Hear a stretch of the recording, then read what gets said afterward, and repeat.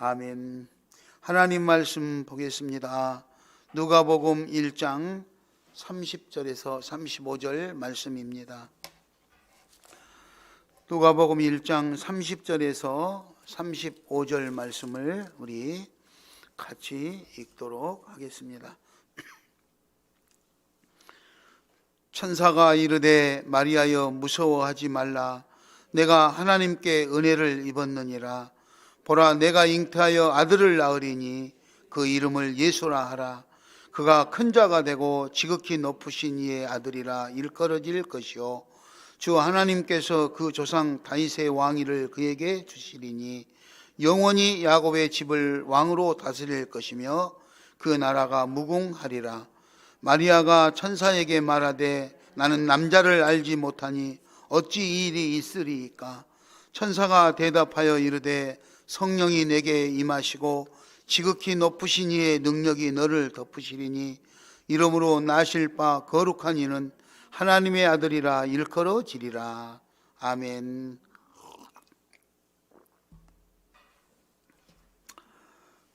오늘 예배를 드리는데 항상 그 회중들을 향해서 이렇게 설교하는 모습을 하다가 오늘은 비대면이라고 말하고 집에 방송으로 보고 계실 분들을 생각하고 이렇게 설교를 한다 이런 생각을 하니까 뭔가 좀 자연스럽지 못하고 부자연스러운 것 같아요. 그래도 그냥 우리 여기 회중 예배를 드린다는 생각으로 그렇게 진행을 하려고 합니다. 여러분, 요즘에 살아가면서 좋은 소식 그러면은 어떤 게 제일 좋은 소식일까요? 한번 따라해 보겠습니다. 좋은 소식. 좋은 소식. 요즘은 어떤 게 좋은 소식일까? 가끔 전화를 받고 안부를 묻는 전화를 받습니다. 저도 전화를 하고 또 다른 사람들도 저한테 어떻게 잘 지내느냐고 안부를 묻는 좋은 그렇게 전화가 옵니다. 그러면은 그렇게 전화하지요. 잘 있습니다. 코로나 걸렸다고 뉴스에 나오지 않는 거 보면 그래도 잘 지내고 있는 거 아니겠습니까? 어쨌든 내가 만났던 하루 일상을 진행하면서 동선에서 만났던 사람이 코로나 확진자가 되면 어떻게 알고 문자가 옵니다. 보건소에 가서 빨리 검사받으라고. 우리 성도님들도 자기가 만났던 사람들이 확진자가 돼서 이렇게 했다고 보건소에 가서 코로나 검사 받으라고 연락이 와서 지금 검사를 받고 대기 중에 있습니다. 그래서 교회 못 갑니다. 이런 전화들을 해 오더라고요. 여러분 또 요즘에 여러분들에게 들려지는 소식 중에 좋은 소식이 무엇일까요? 저는 오늘 이 시간과 다음 주에 또 다음 주일 한 주간을 통해서 좋은 소식을 여러분에게 전달하려고 합니다. 그 좋은 소식으로 이번에 첫 번째 소식은 한 아이가 태어날 텐데 그 아이 이름을 예수라 하라. 이렇게 해서 예수님의 태어난 소식을 여러분에게 좋은 소식으로 전하고자 합니다. 다음 시간에는 그 좋은 소식으로 태어나신 예수님을 우리가 어떻게 잘 섬겨야 될 것인가, 그렇게 해서 그 소식에 대한 반응에 대해서 한번 또 은혜를 나누는 시간을 갖고자 합니다. 오늘 본문 말씀의 내용에 보면은요, 마리아라는 처녀에게 천사가 나타나서 임신이 됐다는, 잉태되었다는 소식, 스테고지라고 하죠. 그 소식을 전달하게 됩니다. 마리아는 깜짝 놀랍니다. 마리아 입장에서는 지금 이미 요셉과 결혼식 날짜를 잡고 지금 결혼식만을 기다리고 있는데 갑자기 아이를 가졌다, 임신을 했다. 이 신부에게는 청천벽력 같은 그런 소식 아니겠습니까? 그 놀라운 소식을 듣고 당황하고 황당해가지고 있는 마리아에게 오늘 30절 말씀 보면은 30절 말씀에 천사가 이르되, 그러니까 이 놀래가지고 깜짝 놀래가지고 당황하고 두려워하고 있는 마리아에게 천사가 이르되 마리아여 무서워하지 말라. 내가 하나님께 은혜를 입었느니라. 이 말은 잉태한 그 소식을 듣고 놀라는 이 마리아에게 오늘 천사 가브리엘 천사가 그렇게 말하는 것입니다. 가브리엘. 우리 26절을 한번 읽어볼까요? 26절 누가복음 1장 26절을 보면 여섯째 달에 천사 가브리엘이 하나님의 보내심을 받아 갈릴리 나사렛이란 동네에 가서 다윗의 자손 요셉이라 하는 사람과 약혼한 처녀에게 이르니 그 처녀의 이름은 마리아라. 그러니까 가브리엘 천사가 하나님의 보내심을 받아서 마리아에게 찾아와서 그 소식을 전했더니 마리아가 너무너무 두려워하고 무서워했다 이거죠. 그때 그 천사 가브리엘 천사가 마리아야 무서워하지 말라.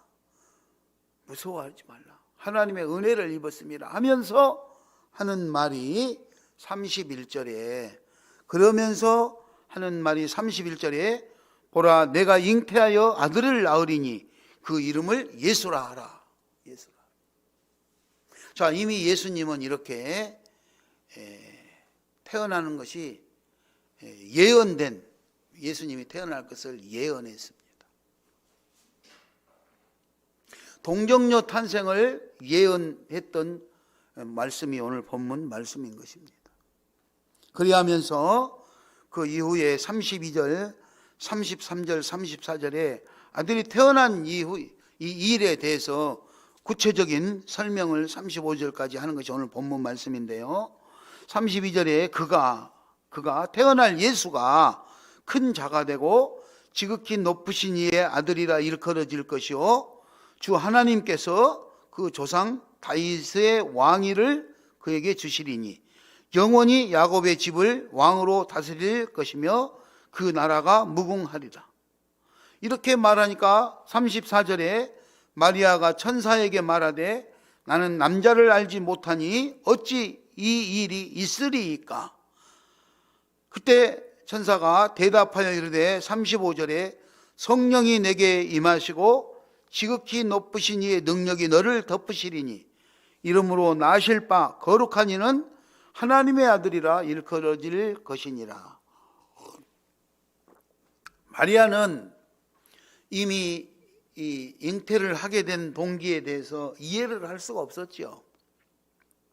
그래서 오늘 마리아가 그렇게 말합니다. 나는 남자를 알지 못하는데 어떻게 나한테 잉태가 될 수가 있겠습니까?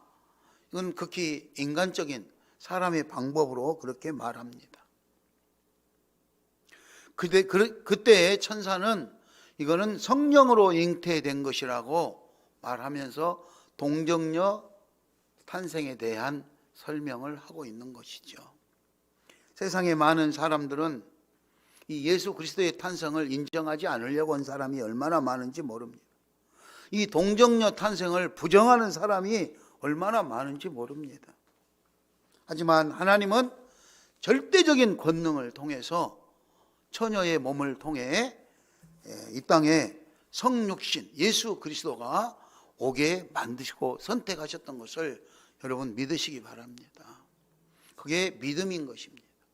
믿음. 내가 이해가 되어지고 구체적으로 다 증명이 되어져서 믿는 것이 아니라 하나님의 약속이 말씀이기 때문에 믿고 따르는 것, 그게 믿음이다 이 말이죠. 오늘 마리아는 상상할 수 없는 일, 인정할 수 없는 이 일 앞에 직면했습니다. 그런데 그 천사 가브리엘 천사의 말을 듣고 마리아는 마음의 결정을 하게 되죠. 마음의 결정을 하게 됩니다. 거기 오늘 38절에 나오게 됩니다. 1장 38절에 이렇게 기록하고 있습니다. 마리아가 이르되 주의 여종이오니 말씀대로 내게 이루어지이다 하매 천사가 떠나가니라. 그게 누가복음 1장 38절 말씀입니다. 처음부터에 있었던 내용의 말을 다 들은 마리아가 내린 결론은 그것이 하나님의 뜻이라면 하나님 뜻대로 하시라는, 주의 여종이여니 말씀대로, 하나님의 뜻이라면 하나님의 말씀대로 이루어지시기를 바랍니다. 이게 마리아의 마지막 결론이었습니다. 하나님은 못하실 일이 없다는 것을 이미 성경에는 다 기록되어지고 있지 않습니까? 천지를 창조하실 때도 뭘 가지고, 재료를 가지고 만드셨던 것이 아니고 말씀으로 천지를 창조하셨다, 그렇게 말씀하고 계십니다. 인류의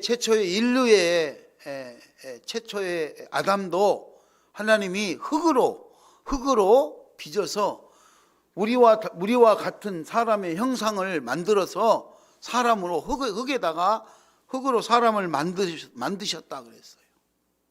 그리고 형체를 만들어 놓고 생기를 불어넣어 사람을 만들었다 그랬어요.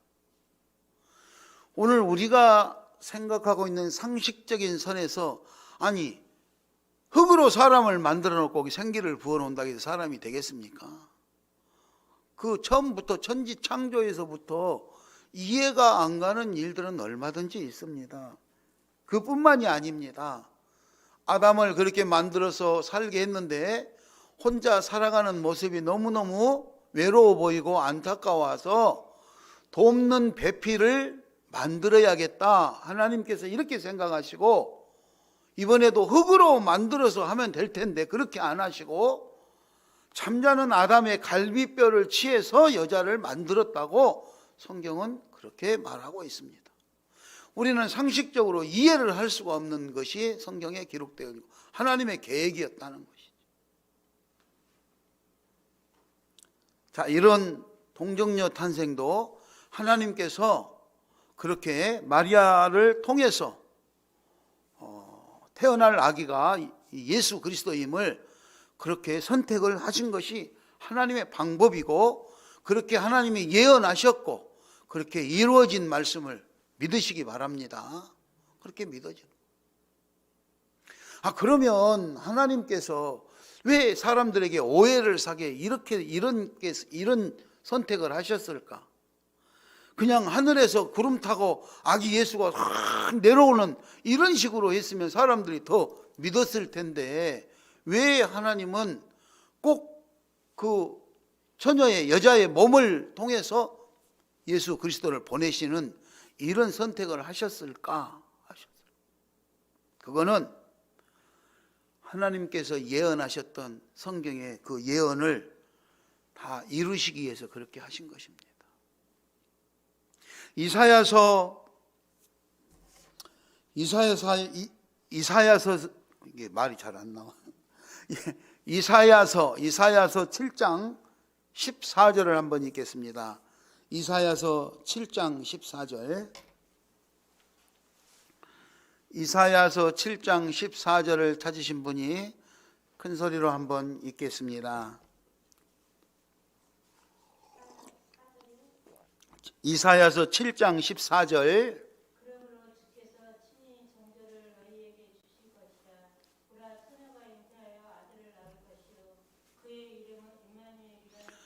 이사야서 7장 14절에 보라 처녀가 잉태하여 아들을 낳을 것이요 그 이름을 임마누엘이라 하리라. 신약 시대가 되기 이전에 구약 시대에 이미 예수 그리스도가 탄생될 것을 이 예언을 성취시키기 위해서 처녀가 아들을 낳을 것이요 그랬어요. 결혼한 사람이 아니고 처녀가 아들을 낳을 것이요 그 이름을 임마누엘이라 하리라. 이미 동정녀 탄생을 예언했던 것입니다.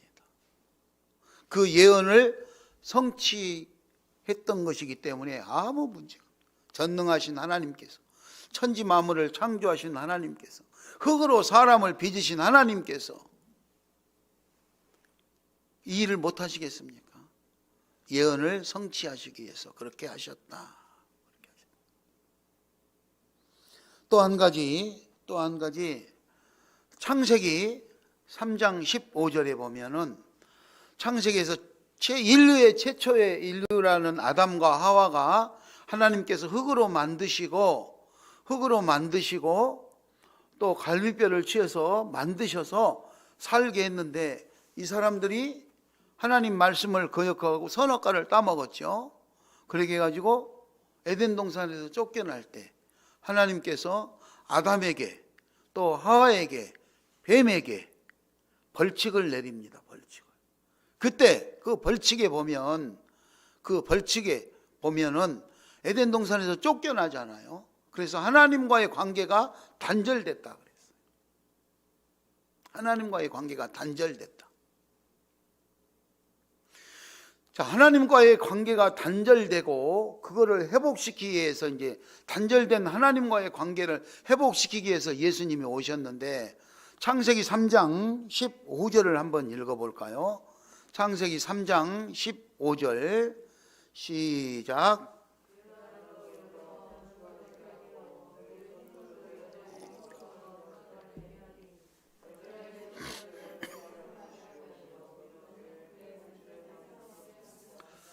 예, 여자가 선악과를 따먹었던 게 뱀이었습니다. 유혹을 했죠, 뱀이. 그래서 결국은 뱀도 벌칙을 받았는데 그 벌칙 중에 하나가 여자와 원수, 여자의 후손과도 원수, 그리고 그 여자의 후손이 내 머리를 상하게 할 것이다. 그러므로 성육신하신 예수 그리스도도 이와 같은 예언을 성취하기 위해서 사람의 몸을 통해서 이 땅에 오는 이 방법을 하나님은 선택하셨다는 거죠. 그런데 많은 사람들은 자기들이 가지고 가신 과학적이나 이런 상식적인 방법을 가지고 인정을 안 하려고 하는데 아닙니다. 하나님은 초자연적인 일들을 통하여서 역사하고 계심을 믿으시기 바랍니다. 그 하나님은 오늘도 우리들의 삶에 개입하고 계심을 믿으시기 바랍니다. 그 예수 그리스도가 이 땅에 이제 오시게 되는 거예요. 그냥 크리스마스, 성탄절, 크리스마스 그러면 예수님 오신 날 이게 아니고 예수 그리스도가 왜 이 땅에 오셔야 했으며 어떻게 오셨으며 오셔서 무슨 일을 하셨으며 그 예수님은 우리에게 무엇을 원하고 계시는가, 나는 어떻게 해야 될 건가, 신앙인으로서 이렇게 생각을 해야 된다. 동정녀 탄생은 이렇게 믿지 않는 사람들에게 부정하는 사람들의 조건이 아니라 전능하신 하나님의 절대적인 권능의 표현인 것입니다. 예언을 성취하기 위한 것도 있고 또 메시아의 조건, 메시아 구세주로 오신 그 메시아의 조건을 충족하기 위해서도 그렇게 했던 것입니다. 아담 이후에 그 원죄를 영향을 받지 않게 하려면 이런 방법을 통해서 조건을 성취시켜야 된다는 하나님의 계획이었던 것이죠. 완전한 인성을 소유해야 되는 조건, 완전한, 그렇죠? 사람은 뭔가 흠이 있고 죄가 있기 때문에 성령의 인치심을 받아 이 땅에 성육신하신 예수 그리스도, 그래서 그 조건들을 충족시켜야 메시아로서의 역할을 할 수 있기 때문에 하나님은 마리아를 통해서 이 땅에 예수 그리스도가 탄생되어지는 이 방법을 선택하셨다는 거예요. 하나님의 방법임을 믿으시기 바랍니다. 오늘날 우리들이 살아가는 삶의 여정에도 우리들에게도 하나님의 방법이 그렇게 있을 수 있어요.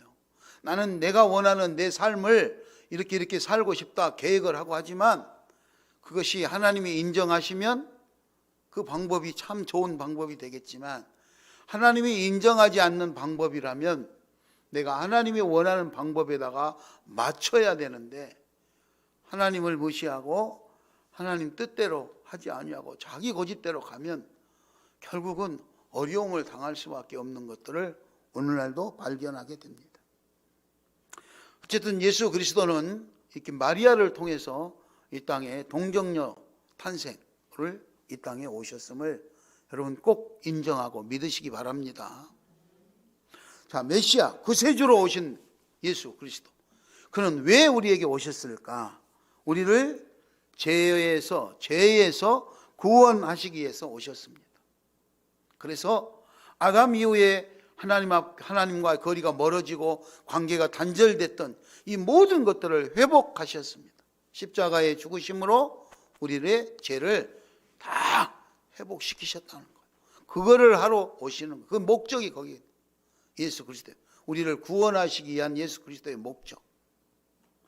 그러므로 우리는 예수를 믿고 따라야 될 것입니다. 예수님을 잘 섬기시고 믿고 따르는 아름다운 그리스도인들이 될 수 있기를 예수의 이름으로 축원합니다. 또한 예수님은 하나님의 아들이며 삼위일체 하나님이신 것을 믿어야 합니다. 예수님은 하나님이 본체이시지만 우리 사람과 똑같이 이 땅에 오셨다는 거예요. 그래서 우리가 믿어지는 공감대가 형성이 되잖아요. 예수님은 신이시면서 또 사람의 육신을 입고 하기 때문에 신성과 인성을 겸비하셨잖아요. 우리는 거부하잖아요. 우리는 힘든 일이 생기면 그 사람은 특별한 사람이고 그 사람은 신이니까 그렇지, 우리는 사람인데 어떻게 사람이 그 일을 할 수 있냐, 이렇게 항변하는 사람들도 있는데, 예수님은 육신을 입고 이 땅에 오셔서 우리와 같이 그렇게 살으셨어요. 그래서 힘들면 예수님도 힘들어 하시고, 또 목말라 하시고, 아파하시고, 힘든 일 만나시고 슬픈 일 만나면 우리처럼 눈물도 흘리시고 우리와 똑같이 살으셨어요. 그 예수 그리스도를 우리가 구주로 모시고 잘 섬겨야 돼요.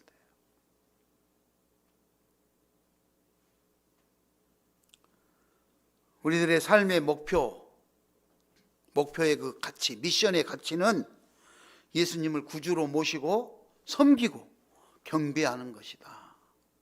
그 경배의 대상이 되는 예수 그리스도가 탄생이 크리스마스다 이거죠. 이번 주는 그래서 예수님이 탄생에 대해서 알리는 좋은 소식, 그보다 더 좋은 소식이 어디 있겠어요? 가장 좋은 소식, 예수님이 이 땅에 오셨다는 그 좋은 소식. 여러분, 그 소식이 우리의 우리를 삶의 현장에서 구원시키는, 죄에서 우리를 구원시키는 그 메시아가 우리에게 오셨다는 그 좋은 소식, 그것이 예수 그리스도의 탄생인 것입니다. 그래서 그 소식을 듣고 저와 여러분이 가장 행복할 수 있기를 바랍니다. 또 그 소식을 많은 사람들에게 자신 있게 전달할 수 있어야 돼요. 여러분, 우리가 교회 어디 가세요? 그러면 교회 가요. 그런데 어떤 사람은 부끄러워서 교회 간다고 말을 못하고 저기 누구 만나러 가요, 가까운데 어디 가요, 일 보러 가요, 뭐 이렇게 표현하는 사람이 아니에요. 교회에 간다는 것은 예수님을 만나러 가는 거 아닙니까? 하나님께 경배하고. 여러분, 우리들의 삶의 현장에서 우리가 가지고 있는 것들 중에 좋은 거 있으면 자랑하잖아요. 그렇잖아요? 요즘에 핸드폰만 최신식 좋은 걸로 사도 자랑하던데, 나 핸드폰 샀다고. 그렇잖아요. 내 인생을 바꾸고 내 인생을 변화시키고 나를 구원시키는 예수 그리스도를 만나는 소식인데, 그보다 더한 좋은 소식이 어디 있겠습니까? 이거를 내가 정말 좋은 소식으로, 세상에 가장 아름다운 소식으로, 가장 행복한 소식으로 내가 받아들인다면 그 소식을 사람들에게 자랑해야지. 자랑 않고 못 참잖아요. 자랑 안 하면 못 참아요. 사람 자기한테 무슨 좋은 일이 있으면은요, 이걸 말하고 싶어가지고 못 참아, 사람들은. 어떻게든지 누군가에게는 말을 해야지. 사람을 못 만나면 전화로라도 문자 날려가지고 전화로라도 해. 그죠? 여러분, 예수 그리스도의 탄생이 여러분에게 이렇게 좋은 반가운 소식이 되기를 축원합니다. 내 삶에 그런 영향력이 끼쳐져야 내가 좋은 것으로 받아들여지고 좋은 것으로 받아들여졌을 때 자랑하게 돼 있다 이 말이에요. 그렇게 예수님 자랑 많이 하시기 바랍니다. 오늘 마리아는 천사의 소식을 듣고 너무너무 깜짝 놀라고 황당했잖아요. 아니 내가 남자를 보는데 어떻게 내가 임신을 할 수 있습니까? 그리고 항변을 했잖아요. 그런데 가브리엘 천사의 자초지종 이야기를 쭉 듣고 나서 마지막에 결론을 내리기는 주의 여종이오니 말씀대로 이루어지기를 바랍니다. 이렇게 믿음으로 순종한 자세를 보였어요.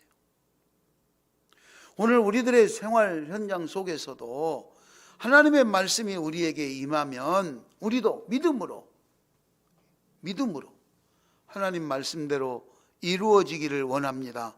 이렇게 고백할 수 있기를 바랍니다. 이게 순종이에요. 이게 순종. 내 삶의 현장, 이게 순종.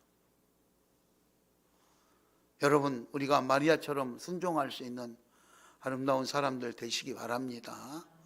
내 삶의 현장에 나타나는 여러 가지 일들이 하나님의 영광이고 하나님의 은혜고 하나님의 뜻이라면 그 하나님의 뜻이 내 삶의 여정에서 그대로 이루어질 수 있기를 원하고 그렇게 순종하고 그렇게 살아갈 수 있기를 축원합니다.